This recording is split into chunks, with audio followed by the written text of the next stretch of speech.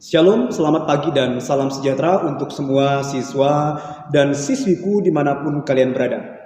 Kita bersyukur hari ini buat setiap kebaikan, anugerah Tuhan yang Tuhan nyatakan dalam kehidupan setiap kita. Kita harus sadari bahwa Tuhan Yesus baik.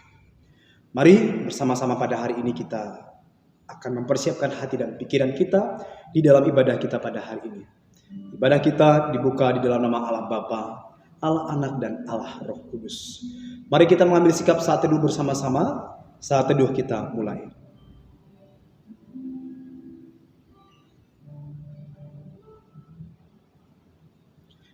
Amin. Kita menaikkan pujian di hadapan Tuhan sebagai ungkapan syukur kita.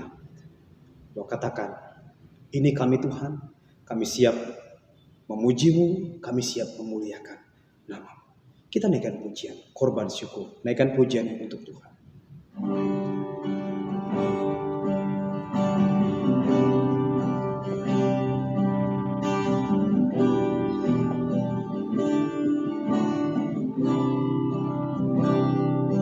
Katakan, saat ku masuk ke hadirat-Mu, ku tersungkur menyembah-Mu Tuhan. Saat ku masuk ke hadirat-Mu, ku tersungkur dan sembah-Mu. Ku persembahkan korban syukurku yang terbaik bagimu. Ku bawa korban syukur ke tempat kudus-Mu Tuhan. Hatiku limpah dengan syukur sebab Tuhan baik. Sebab Tuhan baik. Kembali kita naikkan pujian untuk Tuhan. Katakan, saat ku masuk ke hadirat-Mu Tuhan, ku tersyukur menyembah-Mu Tuhan.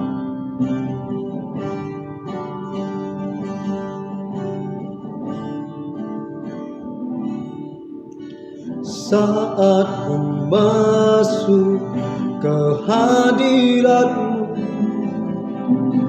ku tersyukur dan sembah-Mu. Ku persembahkan korban syukur, ku persembahkan korban syukurku yang terbaik bagimu. Ku bawa korban syukur ke tempat kudus-Mu Tuhan. Hatiku limpah dengan syukur sebab Tuhan baik. Selamanya ku bawa korban syukur ke tempat kudus-Mu Tuhan. Hatiku limpah dengan syukur sebab Tuhan baik. Sebab Tuhan baik. Ini hati kami Tuhan, sebagai korban syukur kami di hadapan Tuhan. Karena Engkau adalah Allah yang baik, Allah yang selalu mengasihi setiap kami. Kami ingin memulai ibadah kami pada hari ini. Dari pertama pertengahan hingga berakhirnya nanti biarlah kuasa Tuhan bersama-sama dengan kami. Biarlah setiap pujian kami layak di hadapan-Mu. Dan terlebih firman Tuhan kami dengar, kami lakukan dalam hidup setiap kami. Berkati semuanya Tuhan. Buka ibadah ini di dalam nama Tuhan Yesus Kristus. Kami berdoa dan mengucap syukur. Haleluya. Amin. Baik semua siswa dan siswi, yuk semangat kita memuji Tuhan pada hari ini. Semangat kita menyembah Tuhan pada hari ini. Sebab Tuhan Ia baik. Kasih setianya tidak pernah berkesudahan dalam kehidupan setiap kita. Mari kita masuk gerbang Tuhan dengan hati yang penuh bersyukur. Kita naikkan pujian sebab Tuhan Ia baik.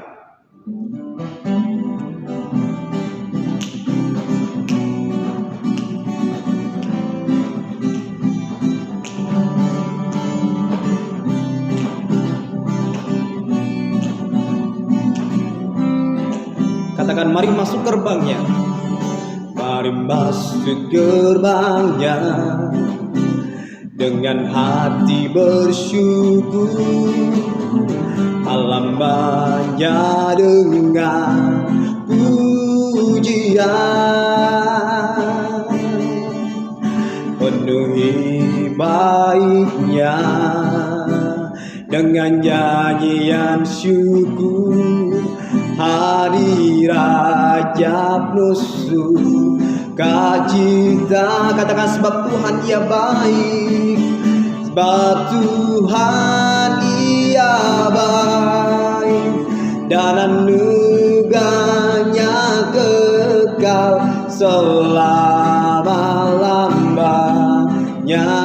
Amin. Katakan, sebab Tuhan Ia baik, sebab Tuhan Ia baik, dan anugerahnya kekal selama-lamanya. Amin. Kembali kita naikkan pujian untuk Tuhan dengan bersemangat, dengan bersukacita. Katakan, mari masuk gerbangnya dengan hati yang bersyukur.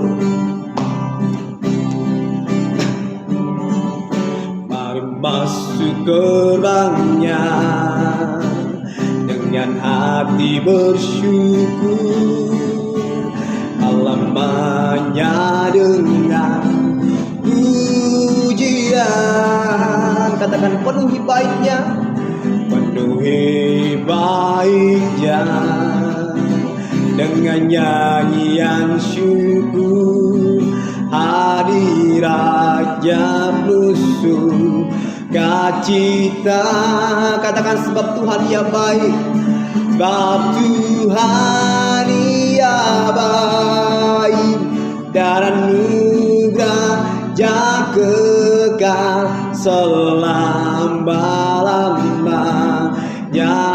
Amin. Katakan, sebab Tuhan Ia baik, sebab Tuhan Ia baik, dan anugerahnya kekal selama-lamanya.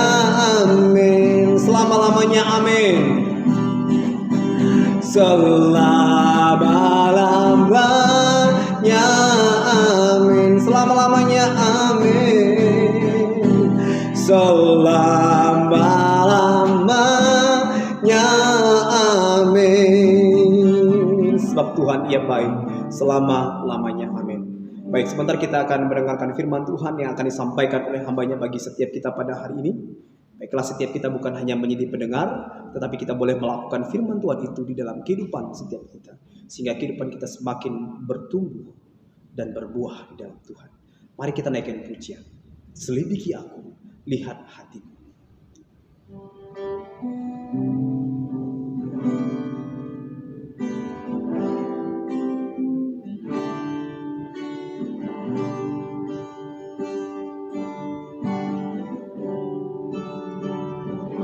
Selidiki aku, lihat hatiku, apakah ku sungguh mengasihimu, Yesus yang Maha Tahu dan menilai hidupku. Tak ada yang tersembunyi bagimu. Selidiki aku, lihat hatiku. Selidiki aku, lihat hatiku,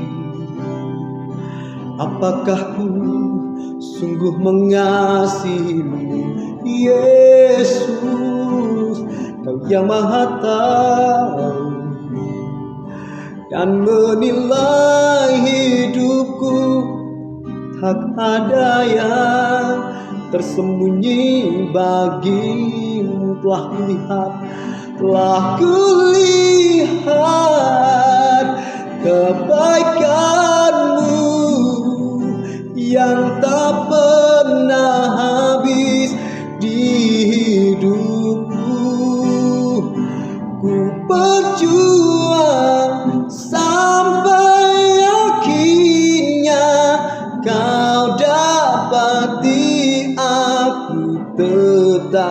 setia telah kulihat kebaikanmu yang tak pernah habis di hidupku. Ku berjuang sampai akhirnya kau dapati aku tetap setia. Ku berjuang sampai akhirnya kau dapati aku tetap setia. Kau dapati aku tetap setia. Bagi hamba yang menyampaikan kebenaran firman Tuhan, dipersilakan. Shalom, sungguh bersyukur pada hari ini kita boleh kembali bersama-sama belajar dari firman Tuhan. Mari saya mengajak kita untuk berdoa terlebih dahulu. Bapa di surga, terima kasih untuk kesempatan yang Tuhan berikan untuk kami boleh bersama-sama belajar lagi dari firman-Mu. Berkatilah waktu ini, pimpin dan sertai setiap kami, agar kami boleh diberkati melalui firman Tuhan hari ini. Hanya dalam nama Tuhan Yesus kami berdoa. Amin. Pada hari ini kita akan bersama-sama belajar dari bagian firman Tuhan yang terambil dari Injil Matius pasal yang ke-7 ayat pertama hingga ayat yang ke-5 dengan tema melihat dengan lebih jelas. Saya mengajak kita membacakan perikop firman Tuhan ini. Matius pasal yang ke-7 ayat pertama hingga ayat yang ke-5. Bersama-sama. Jangan kamu menghakimi supaya kamu tidak dihakimi. Karena dengan penghakiman yang kamu pakai untuk menghakimi, kamu akan dihakimi. Dan ukuran yang kamu pakai untuk mengukur akan diukurkan kepadamu. Mengapakah engkau melihat selumbar di mata saudaramu, sedangkan balok di dalam matamu tidak engkau ketahui? Bagaimanakah engkau dapat berkata kepada saudaramu, biarkan aku mengeluarkan selumbar itu dari matamu, padahal ada balok di dalam matamu? Hai orang munafik, keluarkanlah dahulu balok dari matamu, maka engkau akan melihat dengan jelas untuk mengeluarkan selumbar itu dari mata saudaramu. Sampai di sini pembacaan firman Tuhan. Suatu hari, sebuah keluarga pergi ke supermarket. Ayah, ibu, dan kedua anaknya yang masih kecil. Yang pertama berusia 5 tahun, yang kedua berusia 3,5 tahun. Ketika di dalam mobil, ayahnya berkata kepada kedua anaknya, kalian boleh memilih makanan yang kalian suka, tapi hanya boleh satu. Mendengar janji yang diberikan oleh sang ayah, kedua anak ini begitu senang. Mereka menjawab, iya Pak. Tidak lama kemudian mereka pun tiba di supermarket. Mereka masuk ke dalam dan berputar-putar untuk beberapa saat. Tidak lama kemudian, anak yang sulung berkata kepada mamanya, Mah, lihat, Dede ambil 2 es krim. Itu kan tidak boleh. Papa bilang kan hanya boleh 1. Melihat hal itu, sang mama hanya tersenyum sambil menggeleng-gelengkan kepalanya. Mengapa? Karena ketika anak ini mengadukan tentang adiknya, tangan anak ini penuh dengan berbagai jenis makanan. Saudara sekalian, mungkin kita akan ikut tersenyum mendengar cerita ini dan berpikir, namanya juga anak-anak. Ya begitulah. Tetapi saudara, apa yang akan terjadi ketika tindakan ini dilakukan oleh orang dewasa? Bukankah mungkin kita akan berkata, aduh, bercermin dululah kalau mau bicara. Jangan sembarangan menuduh. Lihat dulu apa yang kamu lakukan. Saudara, menghakimi. Apa yang kita pikirkan ketika mendengar kata ini? Mungkin sebagian dari kita berpikir mengenai penghakiman yang dilakukan untuk mengungkapkan kebenaran dan memperoleh keadilan. Atau mungkin sebagian dari kita memikirkan tentang suatu sikap yang langsung menilai buruk orang lain. Menilai orang lain bersalah tanpa mengetahui kebenarannya terlebih dahulu. Menghakimi suatu tindakan yang rasanya bukan tindakan yang baik. Nah, saudara, kata menghakimi dalam perikop ini menggunakan kata asli krino yang memiliki pengertian luas. Kata ini memiliki makna penghakiman secara hukum, tapi bisa juga berarti tindakan yang menghukum atau menyalahkan. Mungkin kita akan bertanya-tanya, apakah salah sebagai orang Kristen menghakimi orang lain untuk memperoleh kebenaran dan keadilan sehingga Tuhan Yesus melarangnya? Padahal, bukankah Tuhan Yesus memerintahkan kita supaya kita melakukan penghakiman dengan adil, seperti yang tercantum di dalam Yohanes pasal 7 ayat 24. Tunggu dulu saudara. Lebih baik kita samakan persepsi kita terlebih dahulu mengenai kata menghakimi di dalam perikop ini, sebelum kita melanjutkan lebih jauh. Saudara-saudara, peringatan di dalam perikop ini diberikan kepada orang-orang yang suka mencari-cari kesalahan orang lain, bukan dengan maksud menghakimi orang dengan adil, tetapi menghakimi orang dengan kejam tanpa belas kasihan. Mereka memusatkan perhatian pada kesalahan orang lain dan mengabaikan kesalahan diri sendiri. Sikap seperti ini menggambarkan adanya perasaan iri hati, keangkuhan, kebencian, kedengkian, dendam, kekejaman, dan kepicikan ketika menghakimi orang lain. Orang-orang Farisi dan ahli-ahli Taurat adalah contoh dari orang-orang yang dimaksudkan oleh Tuhan Yesus pada bagian ini. Mereka suka menghakimi dengan menggunakan hukum Taurat bukan untuk membangun orang lain, tetapi untuk menjatuhkan. Mereka merasa berhak menghakimi orang lain karena merasa diri mereka benar. Nah, dengan gambaran ini kita bisa menyimpulkan bahwa kata krino harus kita mengerti sebagai suatu tindakan menghakimi orang lain dengan kejam, tanpa belas kasihan, seperti yang baru saja saya jelaskan. Bukan suatu penghakiman yang adil. Dan inilah saudara-saudara yang Tuhan Yesus larang. Tuhan Yesus tidak melarang penghakiman yang adil dan untuk memperoleh kebenaran. Tetapi sikap menghakimi yang kejam dan tanpa belas kasihan seperti inilah yang Tuhan Yesus larang. Dan dengan pengertian ini, kita akan menemukan 3 alasan mengapa kita tidak boleh menghakimi. Yang pertama, karena penghakiman adalah hak Allah. Ayat yang pertama, jangan kamu menghakimi supaya kamu tidak dihakimi. Saudara sekalian, anak kalimat dalam kalimat ini, supaya kamu tidak dihakimi, ditulis dalam bentuk pasif. Dalam tata bahasa aslinya, kalimat ini memiliki makna bahwa tindakan menghakimi dalam anak kalimat ini akan dilakukan oleh Allah. Beberapa penafsir mengatakan bahwa penghakiman yang dimaksudkan di dalam ayat ini adalah penghakiman terakhir yang akan dilakukan oleh Kristus.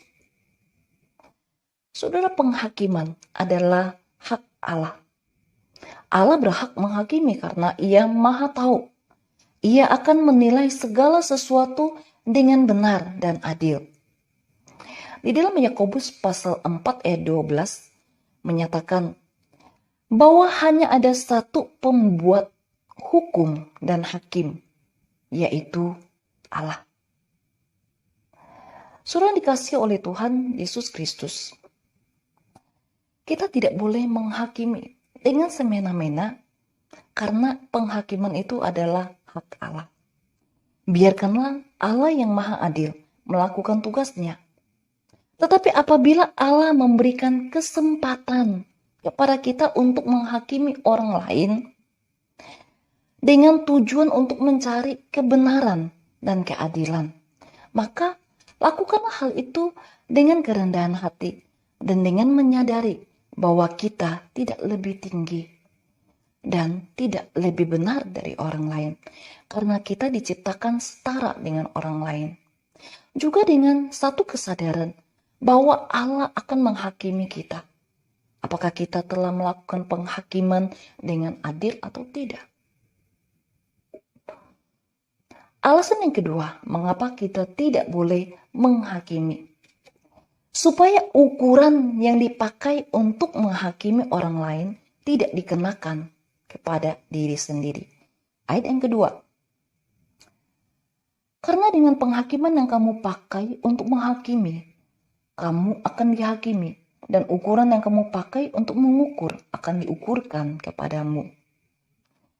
Saudara sekalian, pada prinsipnya, jika kita berlagak sebagai hakim, kita tidak mungkin lagi membela diri dengan alasan tidak tahu menahu tentang ukuran atau standar yang sudah kita berlakukan atas orang lain. Ketika kita menghakimi orang lain dengan suatu standar tertentu, maka orang lain juga akan menilai dan menghakimi kita berdasarkan standar yang sama. Ayat ini mengajarkan kepada kita untuk melakukan kepada orang lain sama sebagaimana kita ingin diperlakukan oleh orang lain. Dalam doa Bapa kami, Tuhan Yesus juga mengajarkan prinsip yang sama. Ampunilah kami sebagaimana kami mengampuni orang yang bersalah kepada kami. Atau di dalam Lukas pasal 6 ayat 37 digunakan bentuk negatif. Ayat ini berbunyi demikian. Janganlah kamu menghakimi, maka kamu pun tidak akan dihakimi. Dan janganlah kamu menghukum, maka kamu pun tidak akan dihukum. Ampunilah, maka kamu akan diampuni. Nah, saudara, apabila kita tidak mau mengampuni, jangan berharap Allah juga akan mengampuni kita. Sama seperti itu, apabila kita tidak mau dihakimi dengan cara yang kejam tanpa belas kasihan, janganlah kita melakukan hal itu pada orang lain. Saudara-saudara, ukuran atau standar menjadi sesuatu yang penting. Bukan semata-mata agar ukuran itu tidak menjadi bumerang bagi kita. Bukan semata-mata karena kita tidak mau diberlakukan demikian, karenanya kita mencari standar yang baik. Tetapi terlebih dari itu, supaya tindakan kita berkenan di hadapan Allah. Karena itulah ukuran atau standar yang kita gunakan haruslah juga merupakan ukuran yang dipakai oleh Allah, yaitu belas kasihan dan keadilan. Sudah dikasih oleh Tuhan, ukuran apakah yang selama ini kita gunakan untuk menghakimi saudara-saudara kita? Apakah kita menggunakan ukuran ganda? Mengharapkan belas kasihan dari orang lain, tetapi kita tidak berbelas kasihan kepada orang lain. Apa kita ingin diperlakukan adil, tetapi kita tidak menghakimi dengan adil?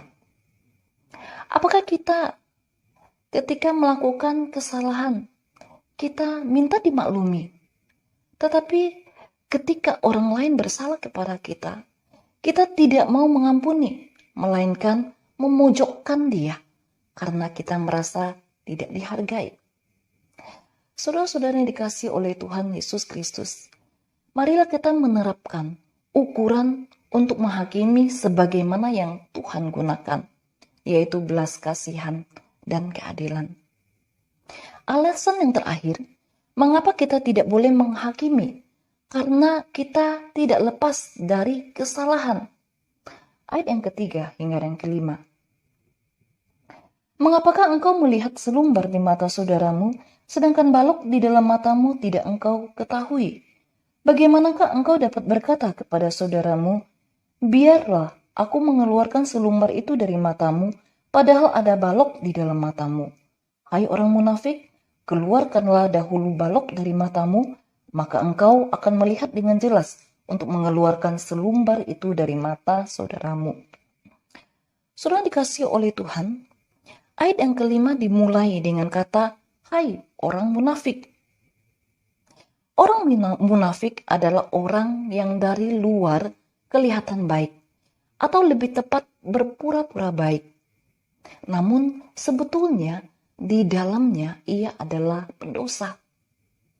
Dalam ayat 3-5 ini, Tuhan Yesus menggambarkan tentang seseorang yang memperbaiki sesuatu yang kurang penting dalam diri orang lain dan tidak memperhatikan bahwa ada sesuatu yang lebih besar, sesuatu yang lebih penting dalam dirinya untuk diperbaiki. Inilah orang munafik, merasa dirinya lebih baik, sehingga berhak untuk mengoreksi orang lain tanpa melihat keadaan dirinya sendiri. Saudara sekalian, Tuhan Yesus tidak mengatakan salah untuk menolong saudara-saudara kita untuk menyingkirkan selumbar dari matanya. Tapi adalah salah bila hal itu dilakukan oleh orang yang memiliki balok di matanya. Inti dari ayat 3-5 adalah bagaimana kita bertanggung jawab untuk mengoreksi diri terlebih dahulu sebelum kemudian kita menghakimi orang lain.